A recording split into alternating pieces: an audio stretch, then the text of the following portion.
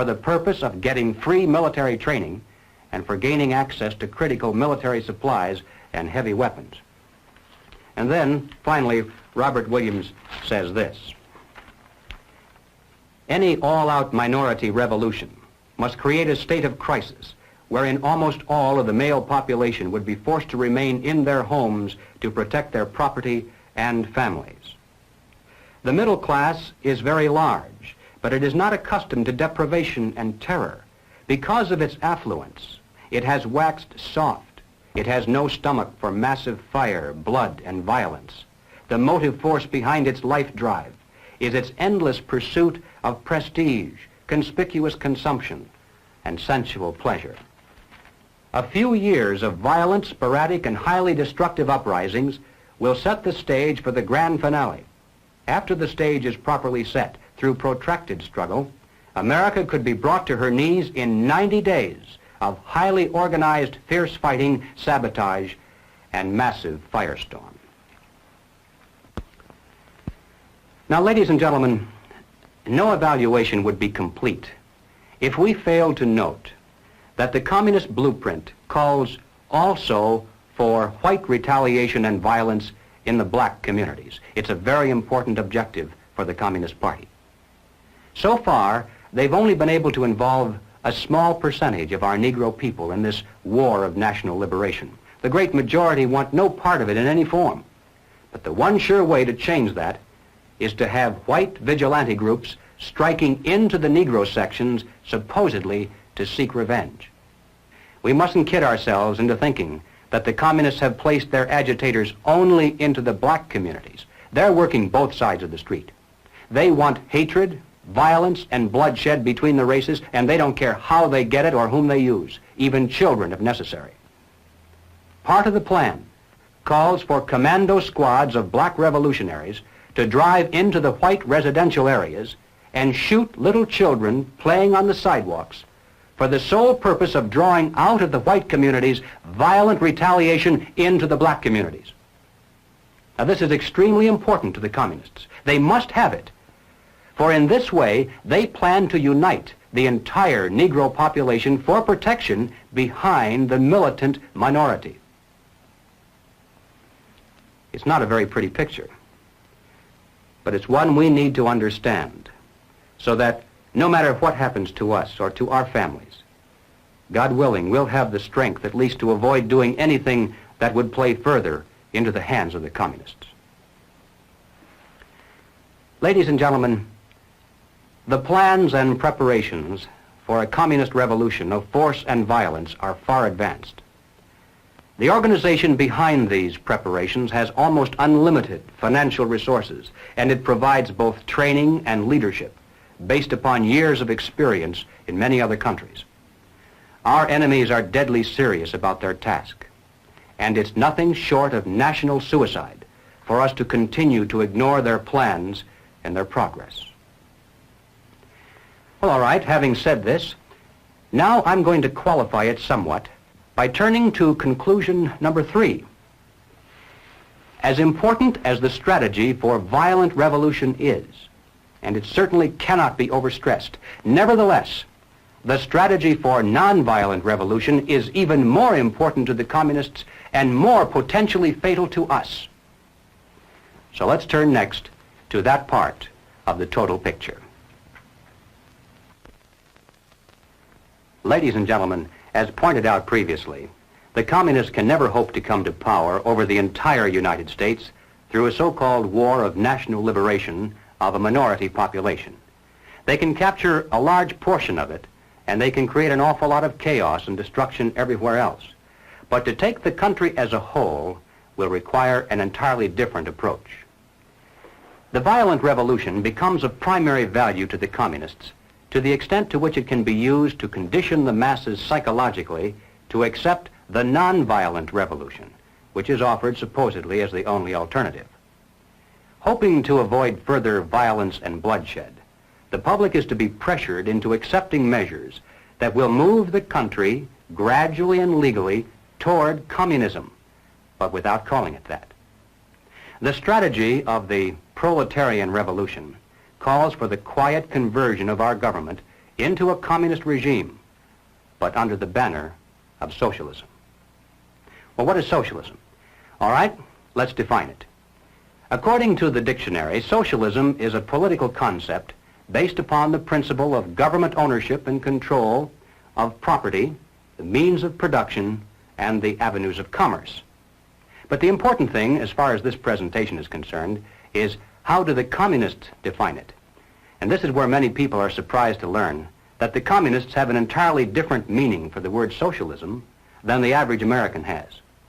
Did you know that there isn't a single communist country in existence anywhere on earth? That's right, not one. Russia isn't a communist country. Red China isn't. Cuba certainly isn't. These are socialist lands. That's how communist leaders always describe them. You see, according to the teachings of Karl Marx, communism will come to this world only in some future utopian era, when men will have learned to live together in perfect harmony, when they'll no longer be greedy or competitive, when they'll want to share equally with their fellow human beings and have nothing better than anyone else.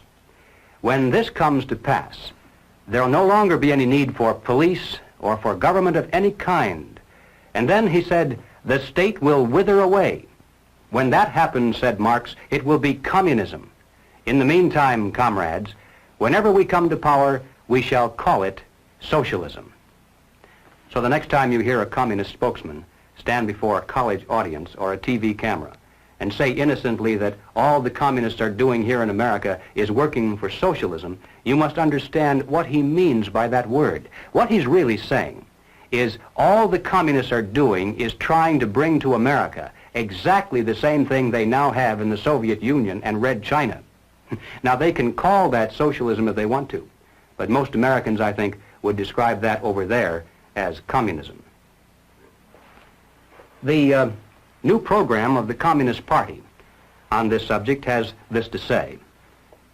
The term socialism describes but the first stage of a new society that in its full development is called communism. Socialism is a transitional stage. Well, the important question, though, is why do the communists promote socialism? Is it merely because they honestly believe that it's a necessary transitional stage to some higher, more perfect form of society? I don't think so. I doubt very much if the communist leaders believe their own fairy tale. And I'm sure they're not so naive as to believe that their present super state is ever really going to wither away. But they promote socialism just the same because they know that socialism, by definition, means control over people. If the government owns and controls all property, all means of production, and all avenues of commerce, then it controls all people. If we're dependent upon the government for our food, our clothing, our shelter, our jobs, our medical care, then we're far more effectively controlled by those who hold political power than if they stood over us with soldiers and weapons. Some years ago, I happened to attend a meeting where several anti-communist refugees from behind the Iron Curtain were called upon to relate their personal experiences. Some of the questions that came from the audience were rather naive, I suppose, because finally, one of the refugees spoke up and he said, "You know, you Americans have funny ideas about life under communism. Apparently you think there's a communist soldier standing on every street corner with a rifle and bayonet to keep the people in line. But this isn't so."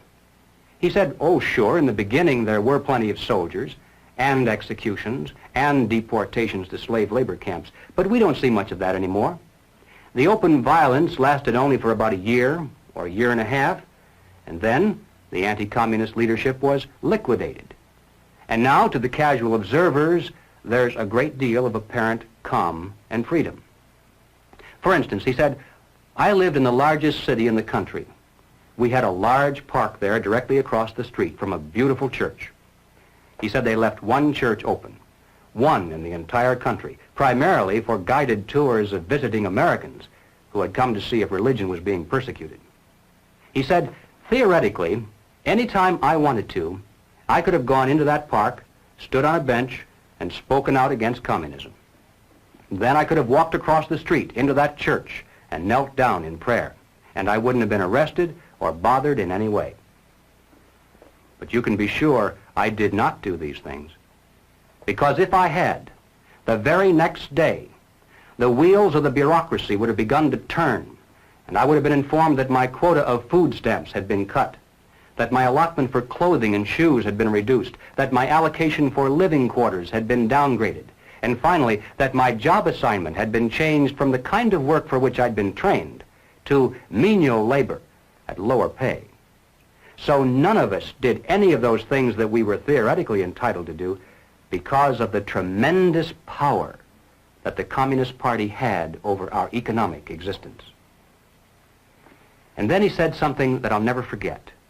He hesitated for a moment, and weighing his words very carefully so as not to hurt our feelings, he said, "You know, I came to America expecting to find a nation of free men. But instead, I find exactly the same thing. Everywhere I look, I see men and women who know that communists are making headway in this country. They know that something must be done and that someone must stand up to them. But they themselves do nothing. They remain silent because they're afraid that if they speak out or take a stand publicly, it'll be bad for business. They may lose a client. They may even lose their jobs. Or perhaps they're receiving a regular government check and already are too dependent upon some of the very people and programs they know they should oppose." And then he said, "These men voluntarily have gone behind the Iron Curtain. They're already taken over by the communists. The only difference is that for the present at least, they can still get out any time they really want to, and we could not."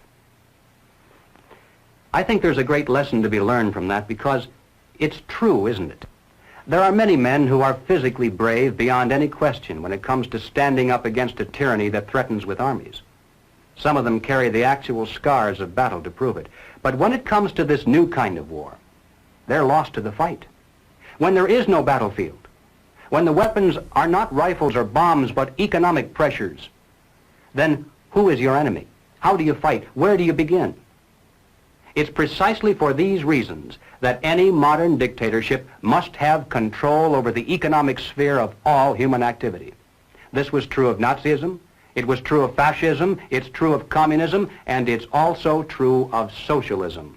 Regardless of what name we give it, total government control is by definition totalitarianism. That's what the word means. Now, Leon Trotsky, as you recall, was one of the original Bolsheviks who led the communist revolution in Russia. In 1937, Trotsky wrote a book entitled The Revolution Betrayed. And in this book, here's what he said. "The basis of bureaucratic rule is the poverty of society in objects of consumption. When there is enough goods in a store, the purchasers can come whenever they want to. When there is little goods, the purchasers are compelled to stand in line. When the lines are very long, it's necessary to appoint a policeman to keep order. Such is the starting point of the power of the Soviet bureaucracy. It knows who is to get something and who has to wait." And ladies and gentlemen, there's no better description than that of why the communists work to promote socialism. No matter whose definition you use, under socialism, those who run the government, and the communists are confident that in America they eventually will be the ones who do so, those who run the government will know who is to get something and who has to wait, and that represents control over human beings. What has all this to do with the communist revolution in America?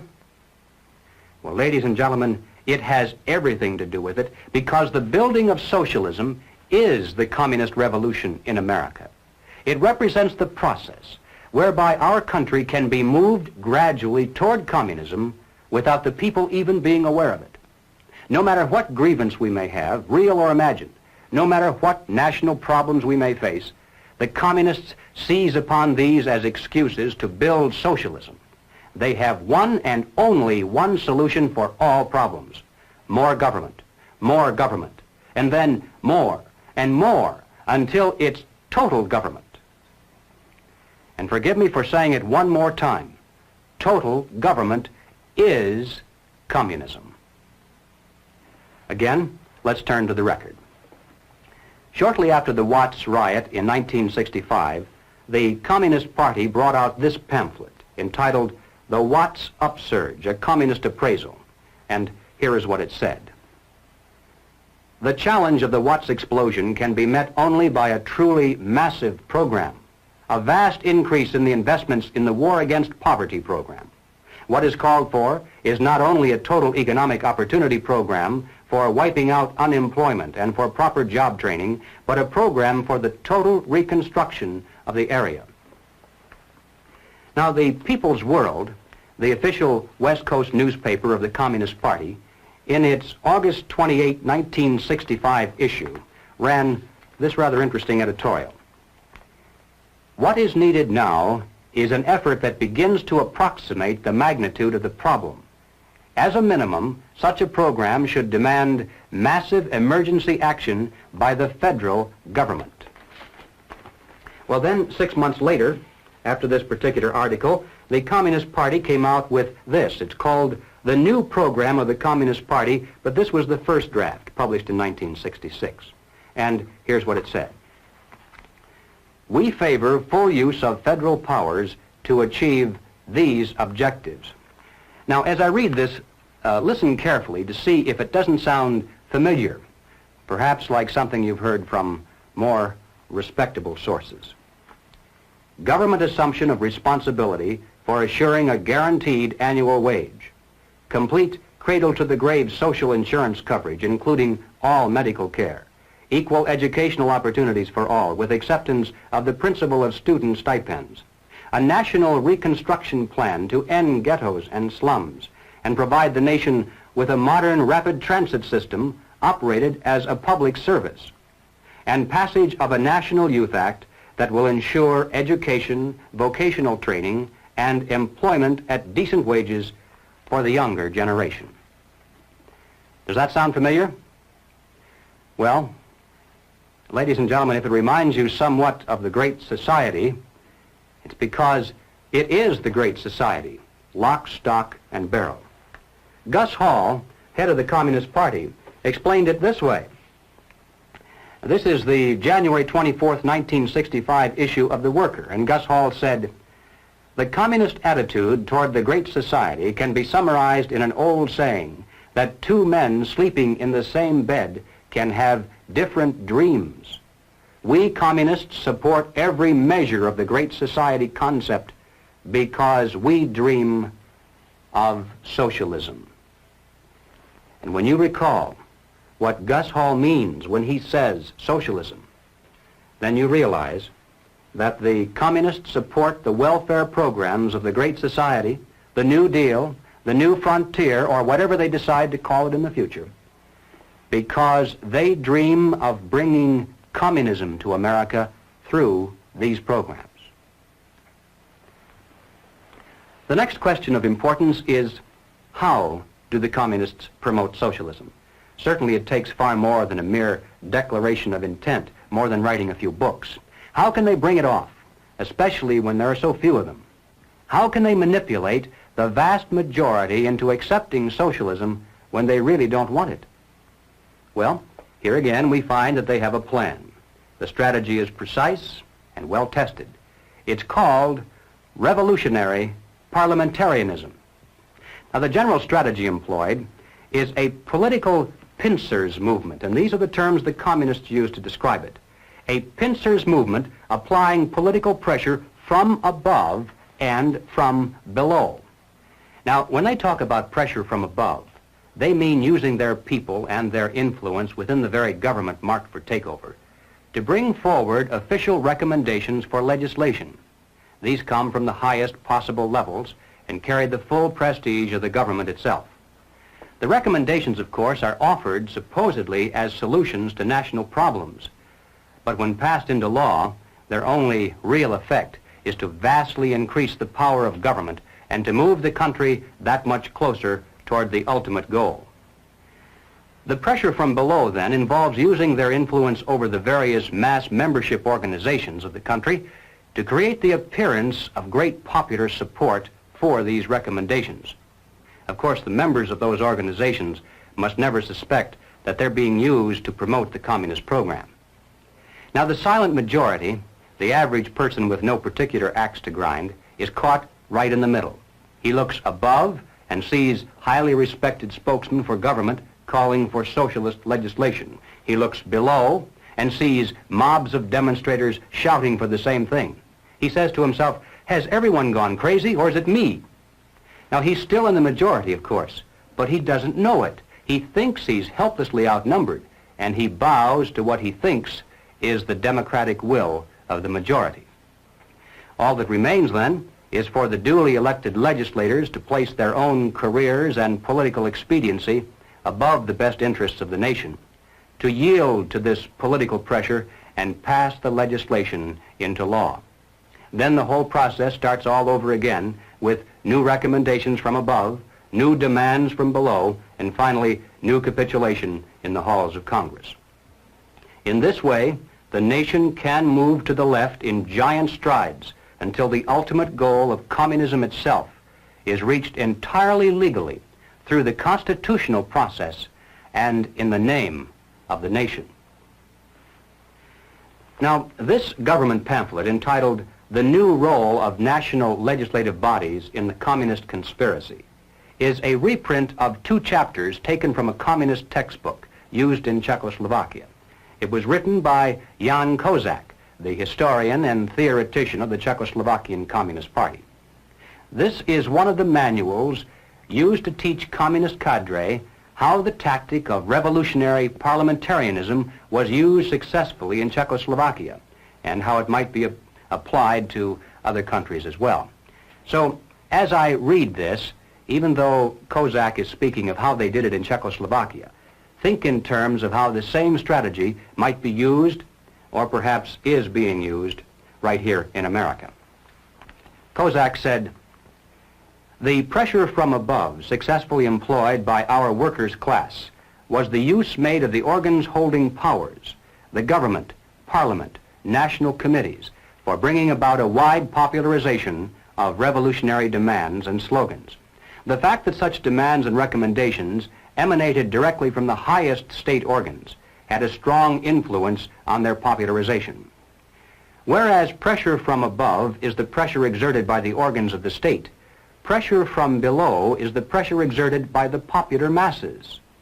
The united mass organizations, which were led and influenced to a large extent by the communists, represented in this way the direct reserves of the party.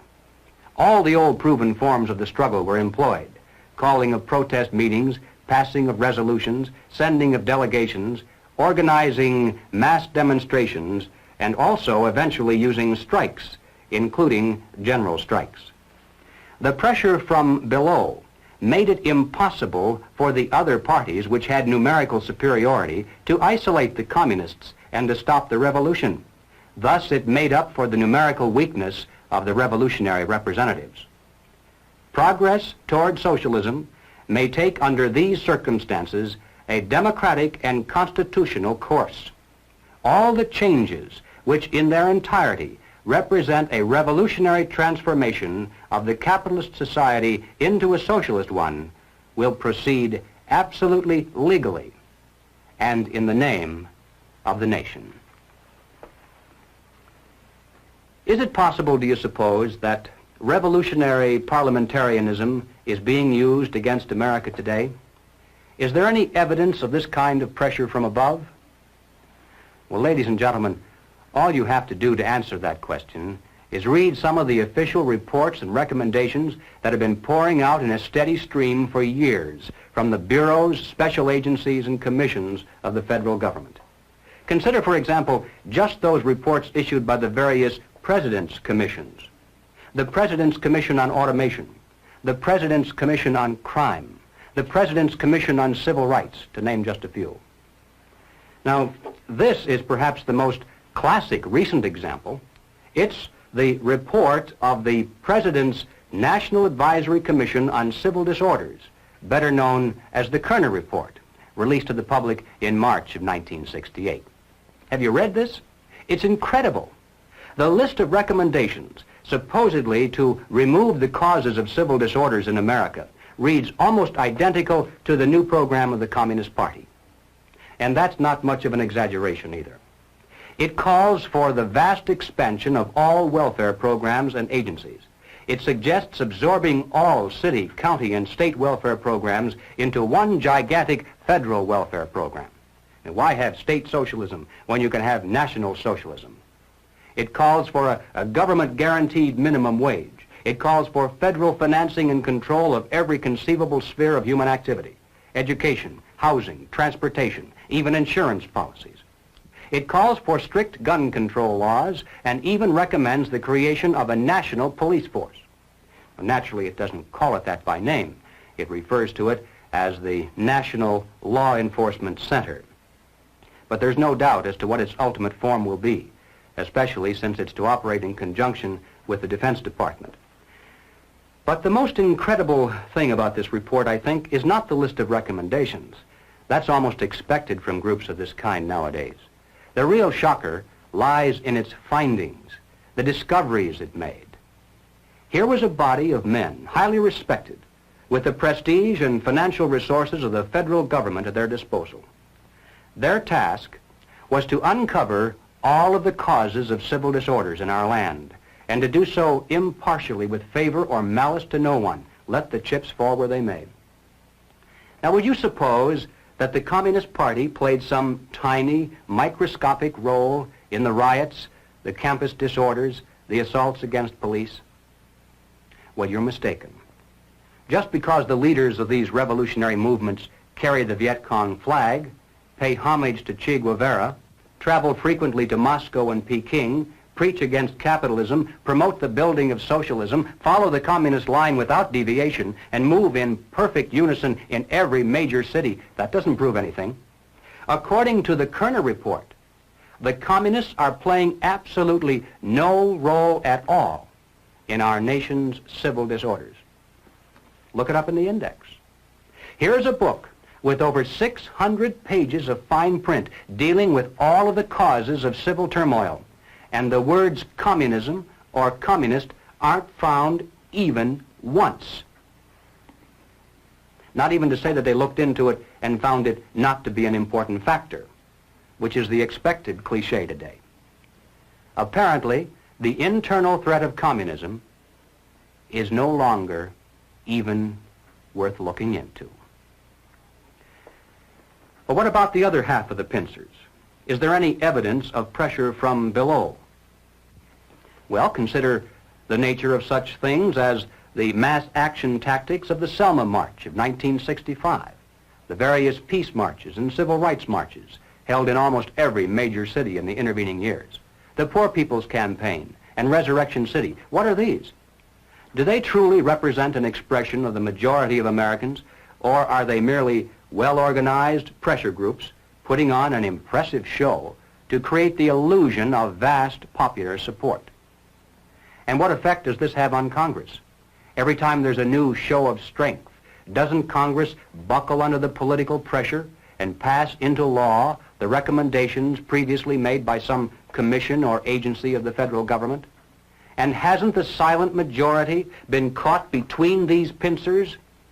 And hasn't the country been taking giant strides to the left through our constitutional process and in the name of the nation?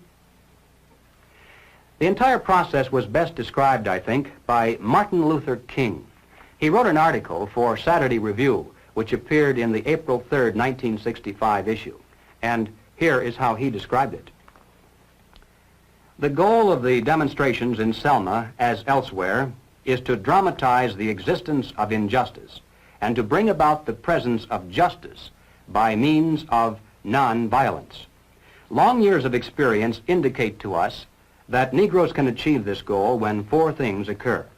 1, nonviolent demonstrators go into the streets to exercise their constitutional rights. 2, racists resist by unleashing violence against them. 3, Americans of conscience, in the name of decency,